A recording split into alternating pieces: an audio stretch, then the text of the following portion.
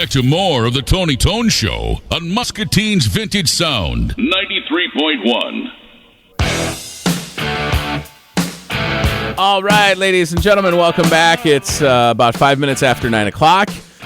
Wednesday morning, busy show, and it's, 4th of July weekend, just a couple days away. So many things going on. Man, it's interesting that 4th of July is on a Monday. One of the things that you can do on the 4th of July is what I love about the United Way and the Kids First Fun Pancake Breakfast is that, it's a great deal. Plus, I love breakfast. And it's always at First National Bank. And the president of First National Bank, Scott Ingstad, he's in studio. Good to see you, sir. Hi, Tony. How are you? I'm good. How long have you guys been hosting those Kids First Pancake? Shoot.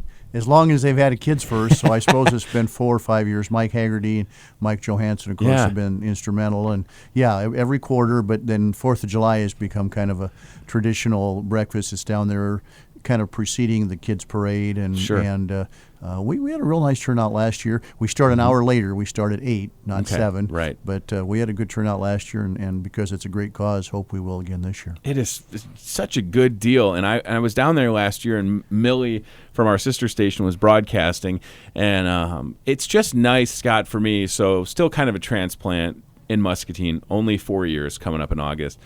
But I've got to a place with my family, my wife and the 2 boys, I don't want to leave town on the 4th of July. Sure. Because we have so many things going on. So I wonder, for someone like yourself that's been in Muscatine a few years longer than I have. Quite a few. Isn't it nice to be able to know that you can just stay local because they've loaded the day with so many things to do? Absolutely. This year it's kind of special because of the soapbox derby races by adults. Right. Coming down 2nd Street. You do have to be around here a long time to remember the last time. Sure. These were kid soapbox derbies. I understand the last one was 1966, and wow. I do remember those races. Never did one myself, but they drew good crowds, and I think this year they're going to be doing them for 5 hours from 11 to 4, and Kelsey Hodap from our bank is one of the promoters, and the bank is one of the sponsors, and we're expecting that'll be another neat thing in addition to the 4th of July parade and the concert and the fireworks. I think it's great to keep things going on so that you can go to grab breakfast at First National Bank with the United Way, and the kids parade is very cool. And then what I would do, and I'm going to be announcing the soapbox derby, but what you should do if you're listening is you should scope out your seat along the parade route and then go watch the soapbox derby, and then that gets over, and then there's an hour, and then there's this giant parade. And then you're right, we got the symphony, and then somebody's going to win $10,000 or groceries for a year. Did you buy a raffle ticket? Because I feel like I want to, but if I win, would it look bad? I bought one. Yeah. Well, I'll probably have to turn it back in case I win, but. Or you have to have somebody else claim it, right?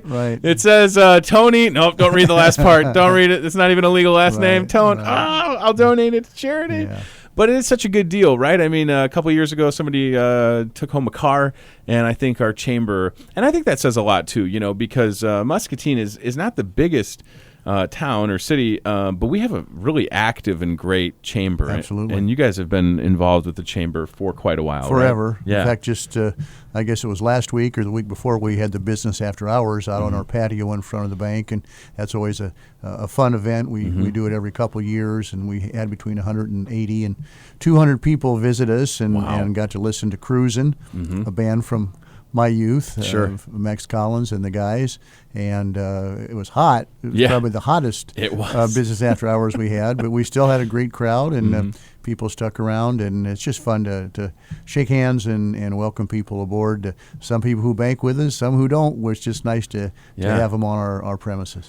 So somebody told me, and I don't know if it's true, obviously you would know, but 2nd Street's two-way now. Right. Was First National Bank designed to be looked at going the other way? Right. For years, the one-ways went the opposite direction, second and third. Yeah. And so, indeed, when the bank was built there in the late '70s, it was aiming at the traffic coming our way from the west. Well, Sure. it wasn't long after that they switched turned for it. whatever reason. In fact, when I came back to town in '90, Yeah. the first time I was coming into downtown, I made a right turn onto Third and got in the wrong lane because I was in high school when they first had the ones. And Right. we went west on Third and east on Second, and they flipped them on us. But now both are two-way streets, and I Yeah. suspect that's the way they'll be. And it's not so bad. It's all what you get used to. Yeah, I kind of like it, I think. And it somebody said, I don't know if it was Ann Meek or whomever, but it kind of gives the illusion that downtown is busier and healthy. And I think that we do have. I mean, you guys are right in downtown, yeah. and it seems like the health of downtown Muscatine is trending well. Would Right. you say? Well, and with the hotel being built, that should certainly bring additional business, traffic, Sure. people down there. Probably restaurants, lots of things will be added when we get those 120 rooms in downtown Muscatine. It's going to be such a nice amenity, and then all the corridor project. And the thing is, it's like, we were at the fountain along the river with my kids yesterday, and Right. I told my wife, I said, I look at where the hotel's going, and I don't see a hotel yet, but I know it's coming. Right. And then in a couple years, we'll look at that hotel and think, boy, remember when it was just like you didn't know what was going? Right. You can't right, tell, exactly. right? I don't know what that is right now. Yeah. That's going to be so nice. One of the stories, and I don't know if you want to talk about it, and I'm going to put you on the spot, and I didn't know this until a couple months ago, but there is an amazing connection between yourself and First National Bank and Musco. I wonder if that's something that you would touch on, because I think that is a great example of how good of a community we have, and our banking institutions like First National Bank. You were there for the inception of Musco, right? Well, not at the bank. In the inception of Musco, I was actually playing against the Musco senior league baseball team in the 60s. Okay. But I certainly knew the key players. Sure. But, right. George Shepley, of course, was my predecessor for going on 40 years at First National, and he developed a relationship with Joe Crookham, who was an attorney out of actually Des Moines, but was a native of Oskaloosa. And we had a business that we had financed that wasn't exactly setting the world on fire, and it was for sale, and Mr. Shepley hooked up with Joe, and the story was that if Joe bought the business, Mr. Shepley at First National would finance it. If Mr. Crookham would agree to leave the facility, the manufacturing facility in Muscatine, even though he was in Oskaloosa. Sure. And the deal was struck, and it was honored, and of course Musco became a great success. Having said that, I came in '90, and it was still a struggling small business at that time. I mean, they were just starting to make breakthrough with the national relationships, and then eventually international. So even as late as 1990, it took some creativity to work with them, but we always did. And Joe and Tim Nelson and I would get together about our quarterly or semi-annual meetings, and he always had great plans. And I'll be darned if they didn't come to pass. And of course, it's a real Iowa success story. Of course, their corporate offices are still in Oskaloosa, but they make most of their product here in Muscatine. And of course, they've taken this thing all over, and they've added key people. Brett Nelson, of course, is the local manager, but we've gotten to know the team that Joe put together, and both Muscatine and Oskaloosa. Doug Yates was here, and now he's in Oskaloosa. But they've been a real success story, and we've been really happy to play a part in it. Well, I saw you on Saturday at Lutheran Living Senior Campus for the grand opening, and that place looks incredible. Wow, geez Louise. While I'm there, one of the ladies, Chris Stockfleet, that works at Lutheran Living, her husband Tim works in Musco, and he had just gotten off work, and we were just having a conversation. And this is just, and I'm not focusing on Musco, it's just such a cool story, and there's so many like this in Muscatine, but I said, wow, you're working on Saturday? And he said, well, we have to get the order done for the Detroit Lions. Yeah. I was like, wow. Yeah, they did the Olympics. Yeah, they did the Bay Bridge. Right. You name it. Of course, they've done numbers of famous movies. Right. Of course, the Field of Dreams and what have you. But and anything. Of course, they made nighttime NASCAR possible with the Muscatine lighting system that they developed. Myron Gordon in Oskaloosa, and it's it's a great success story from almost any vantage point. Technology, going international, you know, presence in the East. Like I say, we're just real proud to still call them our friends. Yeah, and I think that you probably have stories like that for so many, whether it's a larger business or small business. And that's you're kind of in like the catbird seat, because you get to see people come in with an idea, and then First National Bank will get behind them, and then boy, you got to feel good when they can kind of start to run and then sprint, and it's all you can do to keep up, I'm sure, right? Well, that's kind of what you'd like to think a community bank is there for, is to help folks get started, and not everyone succeeds. Sure. I mean, if you take a few flyers, sometimes they don't all hit, but when something does, it's a great feeling. Yeah, and obviously you guys have done well in the multiple locations, and it still seems like that there's just what I like about Muscatine is I grew up outside Chicago, and you can see the Sears Tower from my mom's house, and the Oak Park where I grew up has a good sense of community. But boy, I tell you what, you put Muscatine up against anybody nationwide as far as the support that everybody has for each other, and places like yours, First National Bank, and the things that you do, and the things that continue to go on, and the fact that people will innovate and try new things. We're really fortunate, and I think that sometimes I'll hear people say occasionally disparaging things about Muscatine, and only being here 4 years, I'm quick to kind of say, well, you don't have it as bad as right?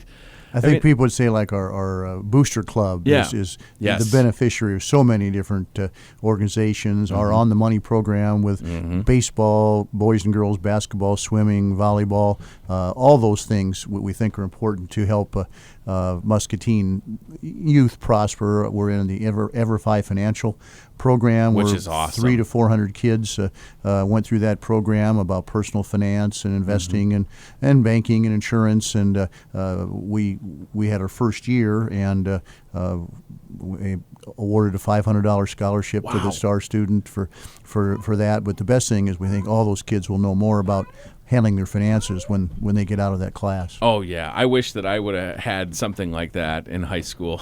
It would have been very beneficial. But then, as you just saw, my kids just walked into the studio. I think that they'll benefit from that, because I'm assuming the EverFi program will continue, right? That's correct. Yeah. Well, you guys, it's all computerized. For years, I taught junior achievement and went in person and did that and had fun interacting with the kids. But time moves on, and now this is all done by a computer internet program. And again, that's what the kids are used to. If some old fogey would walk in there and start lecturing, they'd say, "What is this about?"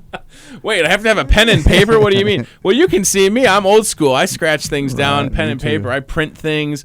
I could read all this stuff that I use online, but I can't. I need that tangibility still. I can't get away from that. So a lot of stuff going on at First National Bank. Of course, home loans, commercial loans, private personal banking, all of that. The community stuff is great. You're right. I mean, I'm excited and I know you probably are too, for football season, and to get Coach Mueller back in here each week and talk Muskie football. And I love that you guys are on board for that. Do you have a favorite sport personally?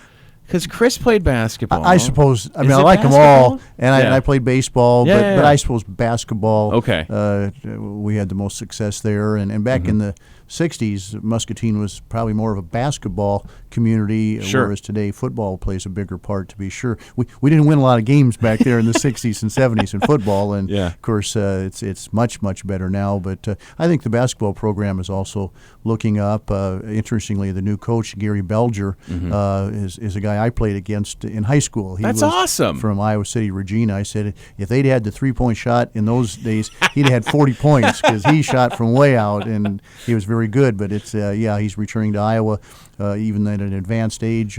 He's really excited about the Muskies and Joe Wieskamp and the opportunity for hopefully going to the state tournament. I know that's his goal. It's going to be football. So many exciting things, and Joe is great and such a good. The best part about Joe Wieskamp's story is just couldn't be a nicer kid.